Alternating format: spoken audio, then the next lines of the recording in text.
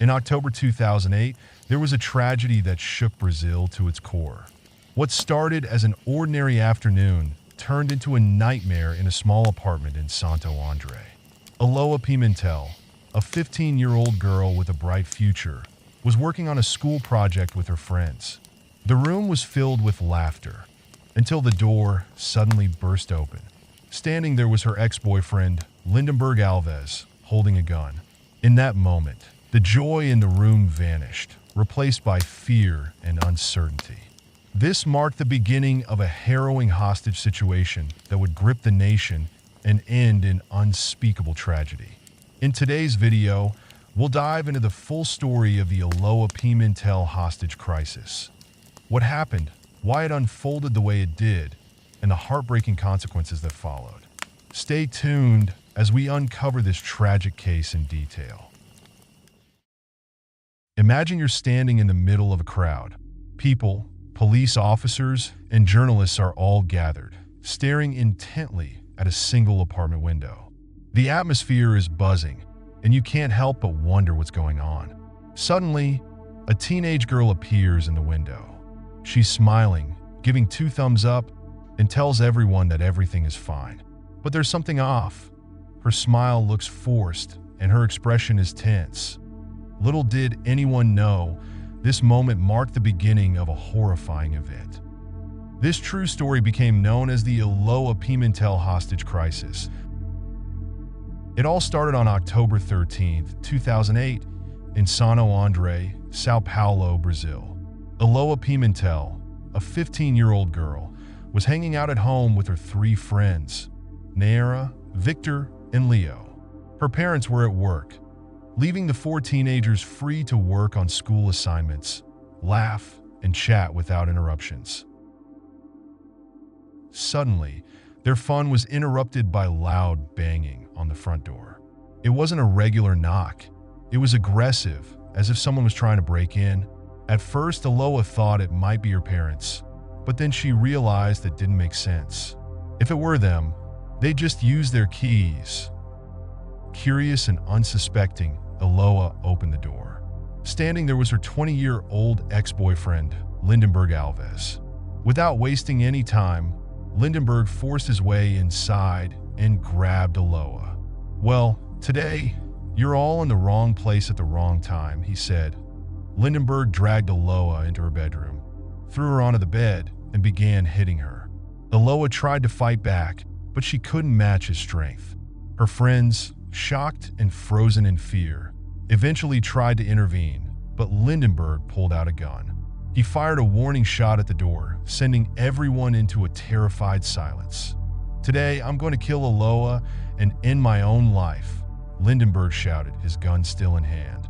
The room was filled with fear as he kept hitting Aloa. She begged him to stop, asking, "Why are you doing this?"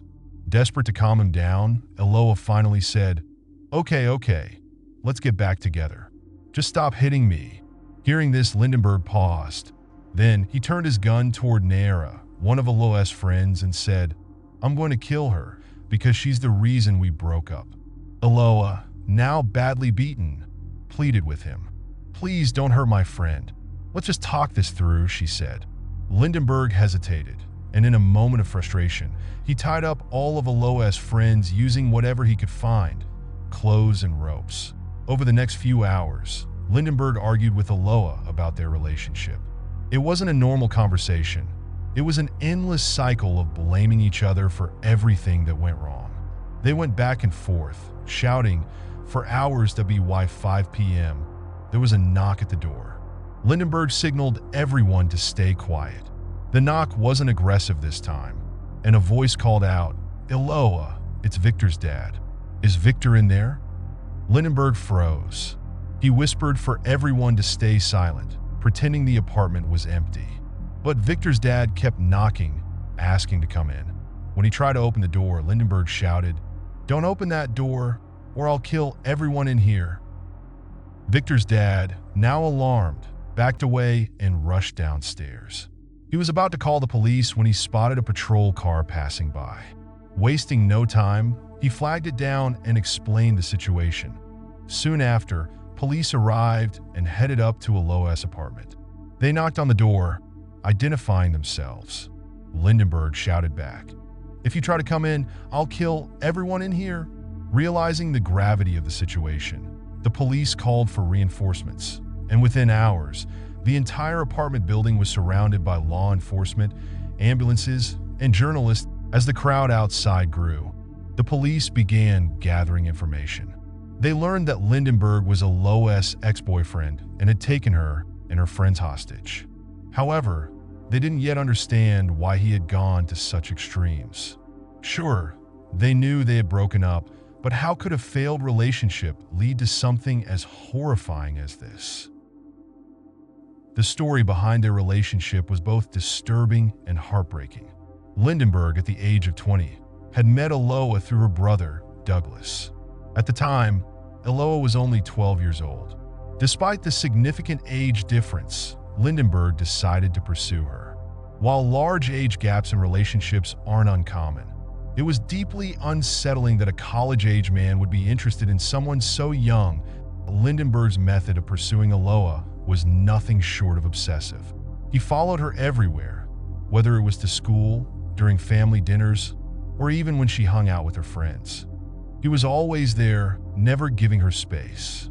At first, Aloa was too young and naive to see the red flags.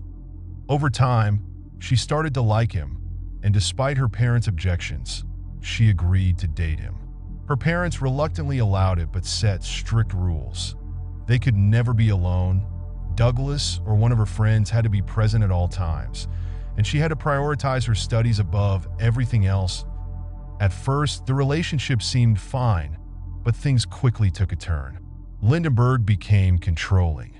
He dictated who Aloa could talk to, where she could go, and even what she could say. It became suffocating. Aloa confided in her best friend, Naira, who advised her to break up with him. Eventually, Aloa ended the relationship, but Lindenberg didn't take it well. He manipulated her, played the victim, and resorted to emotional blackmail to get her back. Their relationship became a toxic cycle of breakups and reconciliations. After enduring years of emotional abuse, Aloa finally had enough. 3 months before the hostage crisis, she broke up with Lindenberg for good, telling her parents she wanted to focus on school. Lindenberg tried every trick in the book to win her back, but nothing worked. That's when his obsession spiraled into something far more dangerous. Fueled by rejection, Lindenberg showed up at Aloa's apartment with a gun, setting the stage for the nightmare that was about to unfold. The apartment where Aloa lived had now become the center of chaos. Police surrounded the building, reporters flocked to the scene, and the story quickly captured national attention. Inside, the situation was growing worse by the hour. After the initial standoff with police, Lindenberg decided to show his control over the situation. He allowed 2 of the hostages, Victor and Leo, to leave. As soon as they were out, the police whisked them away for questioning, desperate to understand what was happening inside. Victor and Leo described the horrifying scene. Lindenberg was unstable, pacing back and forth, mumbling to himself and frequently changing his mind. At one moment, he would threaten to kill everyone. The next, he'd declare that things would be fine. Meanwhile, Aloa was bruised and battered from the constant abuse, and Naira was trying to stay calm, untouched but terrified that Lindenberg's emotional swings made him unpredictable. One moment, he'd yell about his heartbreak, blaming Aloa for everything. The next, he'd say he still loved her and just wanted to be with her. His erratic behavior made it nearly impossible for the police to plan their next steps. As more time passed, the media's role became a massive issue. Journalists were broadcasting every move the police made, even revealing tactical plans. They described where snipers were positioned and how the police were strategizing to enter the apartment. To make things worse, some journalists managed to get Lindenberg's phone number and called him directly. One journalist successfully convinced Lindenberg to let Aloa appear at the window. Wanting to prove that everything was under control, Lindenberg agreed. Aloa, visibly bruised and emotionally drained, appeared at the window. She gave two shaky thumbs up, trying to smile, while Lindenberg stood behind her, holding a gun. This moment, instead of calming the crowd, made things even more chaotic. Some onlookers cheered, thinking Lindenberg was showing remorse. Others shouted in anger, enraging Lindenberg and pushing him closer to the edge. The media frenzy also impacted public opinion. Some people began to sympathize with Lindenberg, seeing him as a heartbroken lover. Others criticized the police for not acting fast enough, claiming they were letting things drag on unnecessarily. The pressure was mounting on all sides, making the situation even more volatile. To make matters worse, Lindenberg's phone kept ringing. Journalists, desperate for an exclusive story, bombarded him with calls. At one point, a journalist even interviewed him live on air. In this call, Lindenberg rambled about his heartbreak, his love for Aloha, and his intention to kill her and himself. The journalist, rather than helping de-escalate the situation, seemed more interested in keeping the story dramatic for better ratings. This reckless media coverage frustrated the police. They were trying to negotiate with Lindenberg, but their efforts were being undermined. Every step they took was broadcasted to the public, and to Lindenberg himself, who had a TV in the apartment. He could see every police move in real time, making it nearly impossible to catch him off guard. As the first night dragged on, Lindenberg showed no signs of calming down. The police decided to cut off the apartment's electricity in hopes of making him uncomfortable enough to surrender. But instead of giving up, Lindenberg grew angrier. He called the police and threatened to hurt Aloha and Nara unless the power was restored. Realizing they couldn't risk it, the police turned the electricity back on. Hours later, after more negotiations, Lindenberg agreed to release Nara. The police and media watched as she walked out of the apartment. But just as she began to feel safe, the police made an unexpected request. They needed Nara to return to the apartment. This request shocked everyone, including Nayara's family. The police explained that Lindenberg had agreed to surrender, but he wanted another hostage as insurance to protect himself during the handover. The plan was for Nara and Aloha's brother, Douglas, to act as shields while Lindenberg surrendered. Despite her fear, Nara agreed. She wanted to save her friend, Aloha, even if it meant putting herself in danger again. However, as soon as she re-entered the apartment, Lindenberg betrayed the agreement. He pulled her back inside, making her a hostage once more. The betrayal left everyone outside devastated. Nayara's parents were furious, and Aloha's family broke down, realizing the ordeal was far from over. Inside, Aloha was at her breaking point. Exhausted, bruised, and emotionally drained, she snapped. She screamed at Lindenberg, throwing anything she could find. Plates, glasses, anything within reach. "If you're going to kill me, just do it already. I'm done being your hostage. Let Nara go and finish this." Lindenberg, startled by Aloha's outburst, tried to calm her down, but she refused to listen. Her screams only added to the tension in the apartment. Realizing the noise might draw police intervention, Lindenberg panicked. In a desperate move, he struck Nara with his gun, leaving her injured and on the floor. Aloha, horrified by what she'd just witnessed, froze. Despite her anger and frustration, she couldn't bear to see her best friend hurt. She ran to Nara, cradling her, and whispered, "I'm so sorry this happened to you. This is all my fault." The situation had reached a boiling point. The police were desperate to end the standoff, but any sudden move could lead to tragedy. Meanwhile, Lindenberg's unpredictable behavior left everyone walking on eggshells. By the fourth day of the standoff, the tension in and outside the apartment had reached its peak. Lindenberg's behavior grew more erratic with each passing hour. Inside, Aloha and Nara sat silently on the sofa, drained of energy, physically and emotionally. Wrapped in a blanket, they stared blankly at the TV as Lindenberg paced the apartment, mumbling to himself. He called the police again, this time to vent. Lindenberg described his inner conflict, claiming he could hear both an angel and a devil in his head. The devil urged him to kill Eloa and Nera, while the angel begged him to let them go and surrender. The police tried to reason with him, suggesting he listen to the angel and end the situation peacefully. Lindenberg didn't respond directly, but admitted he felt cornered. He was terrified of prison and feared he'd be killed if he surrendered. After hanging up, Lindenberg continued to swing between moments of despair and bursts of anger. At one point, he grabbed the phone again, calling the police to declare his final demand. He wanted the police to storm the apartment and kill him. He said he would rather die in a dramatic police raid than rot in jail. Meanwhile, Eloa and Nera listened to everything, silently bracing themselves for the worst. They knew the situation was heading toward a tragic end, but they had no idea how or when it would happen. Both girls sat close together, comforting each other in their final moments of helplessness. Around 6 p.m. on the fourth day, the situation escalated.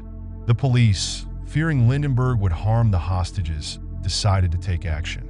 A loud bang echoed through the apartment complex as the police attempted to break down the door.